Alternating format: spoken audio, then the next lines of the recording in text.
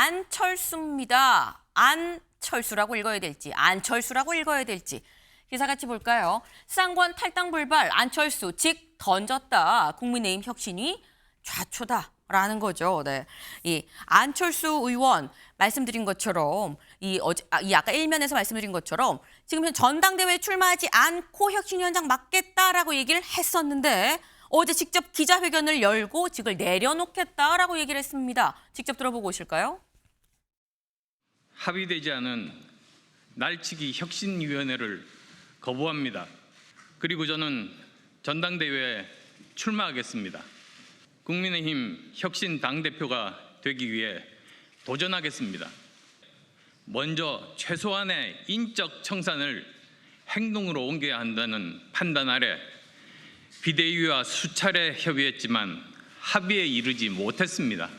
그 최소한의 인적 쇄신안 두 분이라고 말씀드릴게요. 지난 대선 기간 동안에 일종의 정치적인 책임을 지는 자리에 계셨던 분들에 대해서 네, 지금 직접 들어봤습니다. 지금 들어보니까 여기서 쌍권, 그러니까 권영세, 권성동이라고 얘기를 하진 않았습니다만 이렇게 얘기를 하죠. 대선 기간 동안 일종의 책임지는 자리에 계신 분들, 그분들에 대해서 내가 뭔가 요구를 했는데 비대위에 요구를 했는데 그걸 들어주지 않았다라고 지금 얘기를 하고 있습니다. 최수진 의원님. 지금 얘기는 안철수 의원이 나는 인적 청산을 요구했는데 비대위에서 이거를 받아주지 않았기 때문에 나는 어쩔 수 없이 이거를 내려놓을 수밖에 없다라고 얘기를 했어요. 안철수 의원의 혁신위원장 사퇴. 이게 의원들 사이에선 예상이 됐었던 바였었는지 사퇴 직후에 의원들 사이에서 분위기는 어떻습니까? 전혀 예상 못했죠. 네. 오직하면 저희가 비대위에서 바로 혁신위원들을 바로 의결한 상태였습니다. 아시다시피. 그래서 한쪽에서 대변인은 혁신위가 이제 출범했다. 그리고 위원은 이렇게 구성했습니다라고 발표를 했고 네. 다른 한 장소에서는 안철수 위원장이 바로 나는 사퇴한다. 이렇게 얘기를 했습니다. 그래서 아시다시피 우리 송원석 대표께서 너무 황당하다. 나는 당황스럽다. 이렇게 얘기를 하셨습니다. 그리고 여기서 말씀하신 그 두 분, 우리 네. 권영세 전 비대위원장님, 권성동 대표님, 전 대표님에 대한 얘기도 했지만 그것들에 대해서 실제적으로 그렇게 크게 논의된 사항은 없었던 걸로 확인을 했고요. 특히 우리 송원석 대표께서 그 얘기를 하셨어요. 여기서 처음에 백서 TF를 만들겠다고 제안을 하셨어요. 네. 그래서 짧은 시간인데 백서 TF랑 또 혁신하고 같이 할 수 있을까? 그럼에도 불구하고 하셔라. 원하는 대로 하셔라 했고 네. 백서 TF를 통해 가지고 실제로 우리 이번 선거 과정을 다시 한번 복귀하고 문제가 있으면 그때 우리가 어떤 처벌을 하던 당내의 문제점을 좀 개선하는 게 맞겠다. 그렇게 분명히 말씀을 하셨습니다. 네. 그럼에도 갑자기 받아들이지 않아서 나는 사퇴한다. 이거에 대해서 지도부 입장에서는 좀 황당한 사건이었던 건 확실합니다. 네. 그러니까 지금 말씀은 전혀 예상하지 못했었다. 오죽하면 한쪽에서는 혁신위원 발표하고 한쪽에서는 혁신위원장이 사퇴 발표를 하고 이런 상황까지 갔겠느냐라고 말씀을 하셨어요. 근데 사실 이게 정준호 의원님, 민주당도 혁신위를 한 적이 있죠. 그리고 혁신위원장이 교체되면서 비판이 있었던 적도 있기도 한데 어쨌거나 같은 국회 정당인데 그런 경험들을 토대로 지금 국민의힘 혁신 지금 위원장 수장이 없는 상태인 거거든요. 어떻게 해야 된다고 보십니까? 두세 가지 정도 복합적인 지금 상황인 것 같아요. 네. 보면은 지금 쌍권 지도부의 퇴진을 놓고 얘기를 했다는 거는 대화는 있었던 것 같고 방금 말씀하신 것 중에서도 대선 백서 TF가 혁신에 포함이 됐다라고 하면은 네. 결국에는 후보자 교체 과정을 어쨌든 혁신위가 들여다볼 수 있는 권한에 대해서는 협의가 됐었던 것 같기는 합니다. 근데 문제는 제가 보기에는 이해가 안 될 때는 좀 그게 핑계인 경우가 많은데 그 쌍권에 대한 그 권영세 권성동 두 분에 대한 퇴진이 혁신위원회의 혁신 결과일 수도 있거든요. 네. 근데 그거를 먼저 당겨서 전제 조건으로 얘기를 하고 나서 전당대회를 그 조건 때문에 출마를 하겠다라고 하는 거는 안철수 의원의 개인적인 정치적인 계산이 들어갔다라고 봅니다. 그러니까 아하.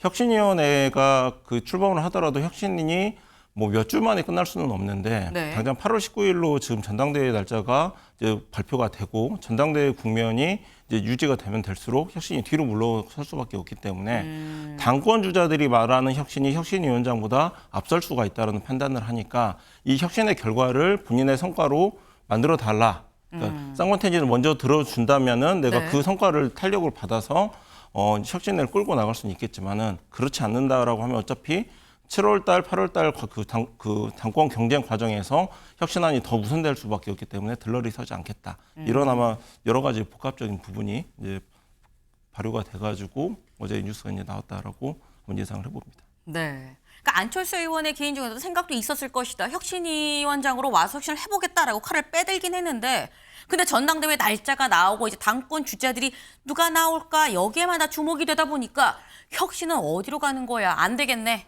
내가 직접 나가서 직접 혁신해야지.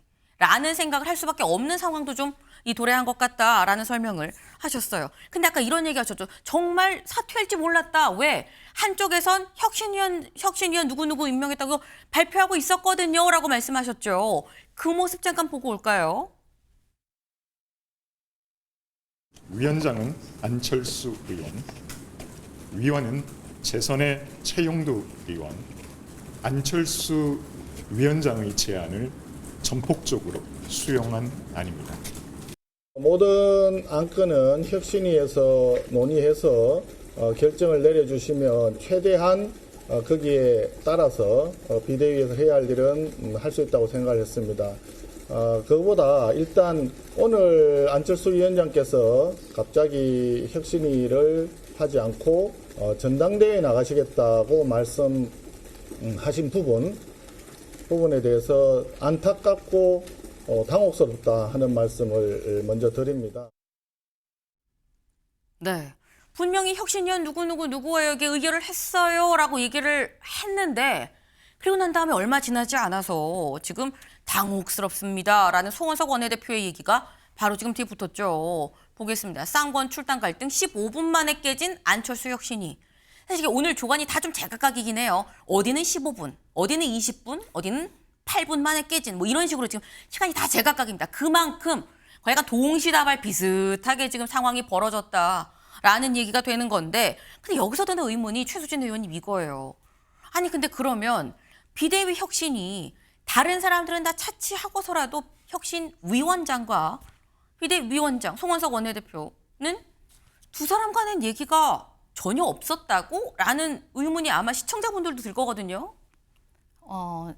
계속 토론을 해왔죠. 네. 계속 협의를 해왔고 아시다시피 처음에 안철수 위원장을 모시려고 거의 2주 동안 공을 들였어요. 송원석 대표님이. 그런데 중요한 거는 안철수 위원장을 하는데 우리 당내의 모든 의원들이 과연 찬성했을까? 그건 아니죠.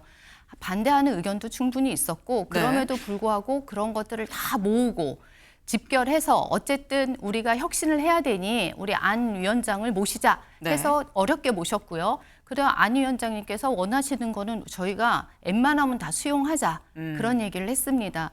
근데 아까 자꾸 그 두 분에 대한 얘기를 하시는데 당이라는 게 그 두 분을 인적 쇄신한다고 당이 혁신이 되겠습니까?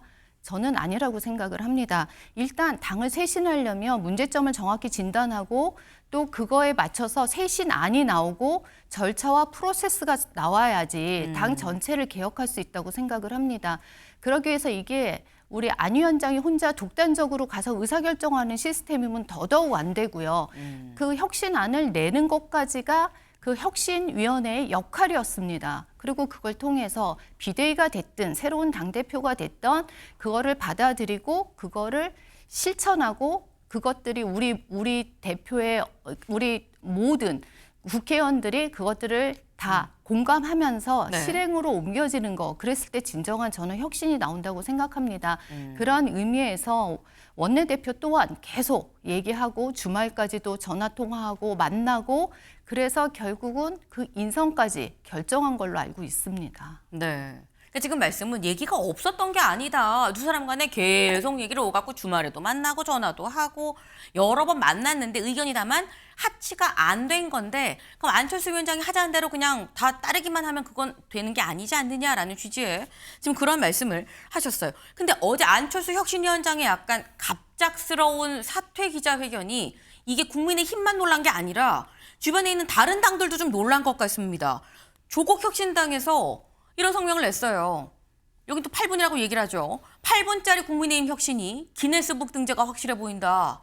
철수 전문 안철수 의원도 안 의원을 권한도 없는 혁신위에 가둬놓고 전대 못 나오게 하려고 했던 친윤 주류도 한심하긴 마찬가지다라고 얘기를 하면서 가장 중요한 인적 청산 확답도 받지 못하고 위원장 자리를 수락했던 겁니까?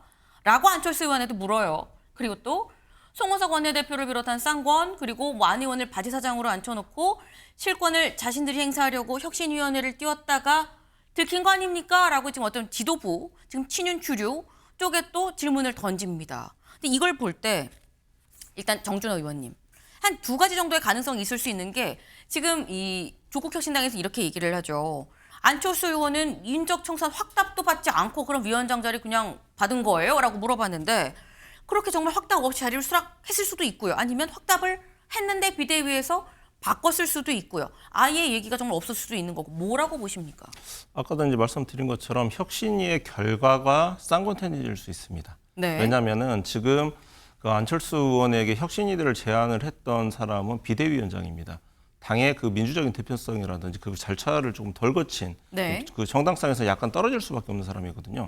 그런데 지금 뭐 권영세 대표라든지 이런 분들을 전 대표였던 사람들은 인적 청산을 하려고 한다고 하면은 그러면 어떤 권한으로 두 사람을 내보내려고 하는 거냐, 당신들의 대표성이 뭐냐 이거에 대해서는 혁신위가 꾸려져서 진행을 하면서 그 빌드업이 돼가지고 네. 당원들의 공감대를 형성을 해서 청산을 시켜야 되는 건데 그 과정을 하자라는 얘기는 있었을 수 있겠지만은 네. 시작부터 인적 청산을 하고 시작하겠다라는 것은 사실 전제 조건이 성립되기가 쉽지 않은 부분이거든요. 아하, 같은 내용이라 그래도 이게 시작인지 끝인지도 상당히 중요한 거다. 네, 그래서 제가 보기에는 안철수 의원이 그 개인적인 정치적인 고려를 하다 보니까 혁신의 결과물을 먼저 받아라라는 얘기를 하면서 튀어나온 거 아니냐, 그냥 그렇게 저는 개인적으로 예상을 하고 있습니다. 최수진 의원님은 어떻게 들으셨어요? 맞습니까? 저 당연히 맞다고 생각을 하고요. 어차피 네. 혁신이라는 게 단순히 뭐 청산하자 그것도 비대위원장이 한 말씀 하신다고 그것이 실행이 된다. 아, 누가 공감하겠습니까? 당원뿐만 아니라 모든 국회의원이 그거에 대해서는 말이 안 된다. 당연히 생각하실 거고 그것 때문에 혁신위원장을 간둔다. 누가 봐도 좀 이해가 안 가는 상황입니다. 어차피 혁신위원이라는 거는 과감한 혁신안을 내고 그걸 통해서 공감대를 형성하고 당의 어떤 혁신 의지를 보여주는 거 그것이 가장 중요한 역할이라고 생각을 합니다. 그럼에도 불구하고 이렇게 해보지도 않은 상태에서 안 받아들일 거야 라는 생각으로 이렇게 네. 사퇴하신 것에 대해서는 많이 저희는 유감으로 생각하고 있습니다. 네. 지금 이게 안철수 의원의 약간 개인 욕심이 좀 사감이 좀 들어가서 좀 이렇게 빨리 어떻게 보면 파토가 난 이런 상황이 벌어진 거 아니겠느냐라는 말씀을 지금 하신 건데 그럼 요것도 짧게 여쭤볼게요, 최 의원님.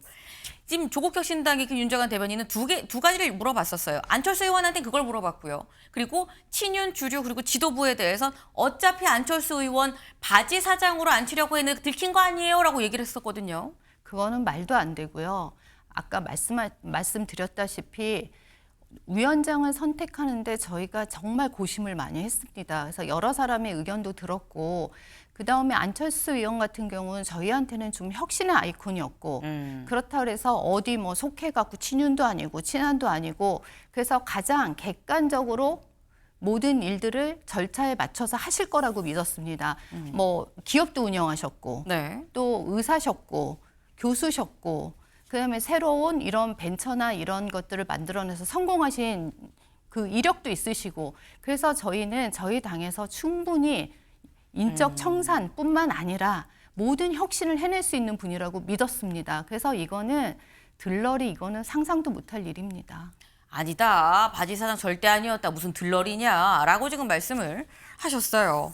근데 사실 어떻게 보면 이게 마치 현 지도부와 안철수 의원의 얘기인 걸로 보이지만 진짜 당사자는 저희가 계속 이름이 언급되는 이른바 쌍권인 거죠. 권성동, 권영세 두 사람인 건데 권영세 전 비대위원장 직접 SNS에 글을 올렸습니다. 뭐라고 올렸는지 볼까요? 우리 모두 당을 재건하는 노력을 해도 부족할 이 힘든 상황에서 일부 인사들이 자신의 이익 추구를 마치 공익인 양 포장하면서 당을 내분으로 몰아넣는 비열한 행태를 보이고 있다라고 얘기를 했습니다. 그러면서 본인이 주장한 건 개혁이고 거기에 반대하면 수구냐라고 얘기를 하면서 이런 사람들이 실제 지도자가 되면 우리 당 더 어려워집니다. 안 됩니다. 라고 글을 올렸어요. 근데 권영세 전 비대위원장 말고 조금 전에 권성동 전 원내대표도 글을 올렸습니다. 뭐라고 올렸느냐. 지난 6월 30일 안 의원은 제 사무실을 찾아왔습니다. 장시간 얘기를 했어요. 근데 그때 분명히 전당대회 출마 계획 전혀 없다고 얘기를 했고 인적 쇄신 얘기도 역시 전혀 없었습니다. 근데 아마도 안 의원 주변에서 한동훈 전 대표 출마 가능성이 낮다는 기대를 심어주면서 안 의원의 욕심을 자극한 거 아니겠느냐라고 얘기를 했습니다. 그래서 우리를 표적 삼아서 인적 정산을 외치면 뭔가 당선에 유리하다. 그래서 욕심에 매몰돼서 이걸 받아들였을 것이다. 라는 건데 지금 이 얘기는 그러니까 이 두 쌍권, 이 권영세, 권성동 두 사람 다 결국 당대표 하고 싶어서 우리 판 거잖아. 라고 지금 얘기를 하고 있는 것 같아요. 여기에 대해서는 최 의원님 말고 정 의원님한테 여쭤봐야 될 것 같습니다. 어떻게 보십니까? 이 글들 보니까 참 재밌는데요. 사실 이제 한 두 가지 정도 말씀드리겠습니다. 제가 이제 저번 방송에도 말씀드렸지만은 네. 내란의 강을 빨리 건너지 못한 후과가 이렇게 독하다라는 제가 표현을 드렸어요. 윤석열 대통령에 대한 탈당 겨우 이제 김용태 비대위원장의 성과로 언급이 됐는데 사실 제가 그 부분에 관해서 선배 정치인들이 윤석열 대통령에 대한 출당 정도는 해놓고 청년 정치인한테 비대위원장 맡겼으면 또 달랐을 거다. 그랬다라고 하면은 권영세 비대위원장도 그때 쌍권태제는 그때 얘기를 했고 그 성과가 또 나왔을 수도 있습니다. 네. 이렇게 단계적으로 이미 진행이 됐어야 될 절차들이 밀려서 있다 보니까 조급하게 지금 진행이 되는 부분들이 있는 부분인 거고, 그 다음에 아까 이제 조국혁신당에서도 이제 발표를 했지만은 사실 그 조국혁신당의 조국 전 대표 같은 경우도 정치 근육이 실질적으로 형성이 된 거는 민주당의 혁신위원으로 활동을 하면서 혁신안을 내면서였거든요. 네. 굉장히 그래서 이 혁신위라고 하는 게 당이 어려울 때 미래 자산을 키워내는 일도 하는 부분인데 이런 부분에 지금 길게 보지를 못하고 당장에 눈앞에 보이는 8월 19일 당권 경쟁에 바로 혁신을 뒤로 하고 뛰어드는 모습 자체가 지금 국민의힘의 현실을 지금 보여주는 매우 안타까운 장면이라고 봅니다. 네, 안타까운 장면 아니겠느냐라고 말씀하셨는데 최 의원님. 네, 저도 안타까운 상황이라고 생각을 하고 있고요. 네. 일단 뭐든지 간에 홀로 독주하는 건 안 된다고 생각을 합니다. 특히 우리 당 같은 경우는 지금은 선거 패배에 대해서 함께 추스려서 같은 한 마음을 가지고 혁신을 해야 된다고 생각합니다. 그러면 누가 당대표가 됐든 뭐 어떤 우리를 이끄는 리더십이 이제는 희생 없이는 절대 일어날 수 없습니다. 개인의 생각, 개인의 어떤 당권 이런 것들이 아닌 정말 희생을 각오하고 위에서 끌고 가시는 다선 의원들께서 이런 일을 해야 된다고 생각합니다. 저는 초선입니다. 그러면 우리 미래를 키우고 아까 말씀 잘해주셨지만 미래를 키우는 일에 더 우리는 이제 집중할 때가 아닌가. 그래서 그런 생각을 합니다. 이게 잔잔한 목소리로 조근조근 말씀하셨습니다만 다선이면 다선답게 하세요라고 다소 매운 멘트를 지금 주셨어요. 네. 근데 사실 여기에 대해서 경향신문은 오늘 3면에 이렇게 썼습니다. 같이 볼까요? 전권 없는 들러리 거부, 빠르게 탈윤 결집 전략. 그러니까 당대표 선거에 마음이 있기 때문에 당대표에 나가려고 보니까 아하 내가 이렇게 나오면 탈윤하는 사람들은 나한테 결집하지 않겠어? 라는 생각으로 안철수 의원이 그런 거 아니겠느냐. 사실 두 분이 하신 말이랑 좀 비슷한 이 당대표 선거에 대한 이 전당대회에 대한 생각으로 좀 빨리 좀 뭔가 결단을 내리고 내려놓은 거 아니겠느냐라는 얘기 지금 맥을 같이 하는 내용이긴 합니다. 근데 경향신문은 빠르게 탈윤이 나한테 결집이 되도록 안철수 의원이 나름 전략을 짠 것 같다라는 건데 오늘 국민일보는 이런 만평을 그렸어요. 같이 볼까요? 나를 따르라. 당장 쌍권무리를 칼을 쫙 빼들었습니다. 그런데 나를 따르라 혁신으로 방향으로 가는데 뒤에서 웅성웅성하죠.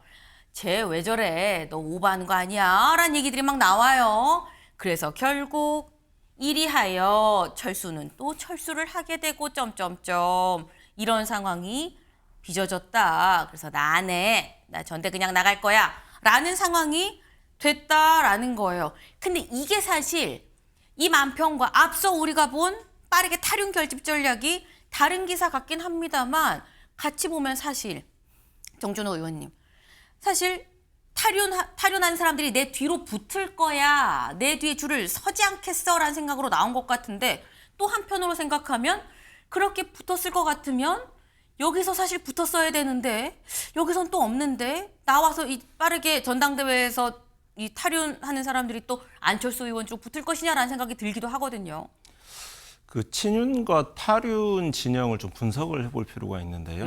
윤석열 대통령은 국민의힘 보수 진영에서 차근차근 성장한 사람이 아니라 초대받아서 어쨌든 대통령까지 된 케이스입니다. 네. 근데 실패한 정권이 됐죠. 그렇기 때문에 이 진영을 되살리기 위해서 탈윤해야 된다라는 이 목소리가 있는 건데 이 목소리의 베이스는 보수 진영에 대한 로열티가 굉장히 강하게 깔려있는 목소리입니다. 그런데 안철수 의원은 과연 당에 대해서 지금 로열티를 보여주면서 혁신을 던지고 당권 경쟁에 뛰어든 거냐. 아하. 그렇다면 이 로열티가 전혀 나타나지 않는 행보에 대해서 어떻게 탈윤이 이 베이스를 가지고 동조할 수 있겠느냐. 이 부분 얘기를 한번 해드리고 싶습니다. 사실 굉장히 중요한 포인트를 좀 말씀을 해주셨어요. 안철수 의원이 지금 현재 국민의힘에서 명확하게 뿌리를 내리고 이른바 당에 대한 어떤 로열티를 분명하게 보여준 바가 있느냐. 그게 없다고 하면 탈윤을 한다는 다른 아닌 의원들이 있다고 해도 과연 안철수 의원을 믿고 그 뒤에 나를 따르라 할 때 따라갈 수 있겠느냐라는 말씀을 지금 하신 겁니다. 네. 근데 사실 이게 이번에 안철수 의원이 혁신위원장을 그만둔 부분이 안철수 의원 개인에 대한 뭐 당대표가 될지 말지 여부 문제뿐만이 아니라 국민일보 3면 같이 볼까요?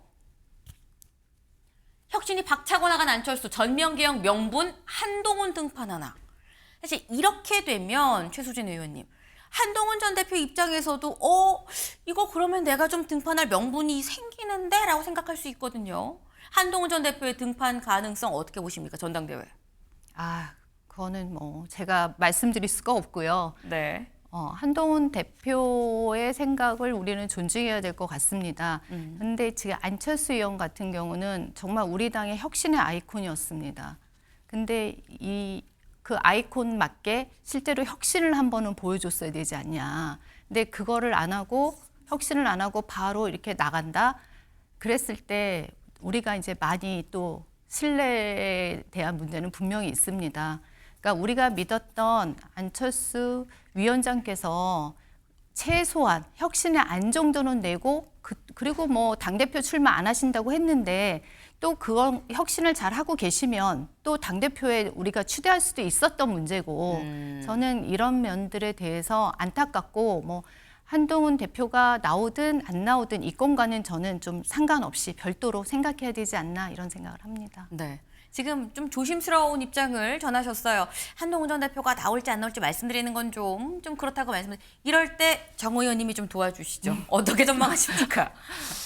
한동훈 대표는 나오실 것 같은데 나오는 게 과연 국민의힘에 도움이 될까? 왜냐하면 이제 저는 국민의힘이 지난 대선 경선 방식을 네. 이렇게 3차 대회로 나누어서 1차 거두부, 2차 거두부 이렇게 결선으로 가는 이 과정 그렇죠. 자체가 이 분열돼 있는 당을 하나의 목소리로 단일 대우로 만들어가는 그 계산이 작용했던 경선 방식이라고 생각을 하는데 결국엔 실패를 했죠. 근데 저 기사에도 나와 있지만은 대선 경선 시즌 2가 될 수 있다라고 하면은 이번에는 또 3차 전당대회로 갈 수도 없고 그러면은 분열돼 있는 각 계파의 지분을 확인하는 식의 분열의 결과만 남는 전당대회 결과가 될 수가 있기 때문에 당 전체나 보수 진영에 보면 도움이 안 될 수도 있다. 그래서 오히려 진짜 진영만을 생각을 한다라고 하면은 한동훈 전 대표가 좀 다른 형식의 정치적 결단을 하는 게 오히려 득세를 할 수 있는 기회가 될 수도 있다. 이렇게 한번 조심스럽게 예상을 해보겠습니다.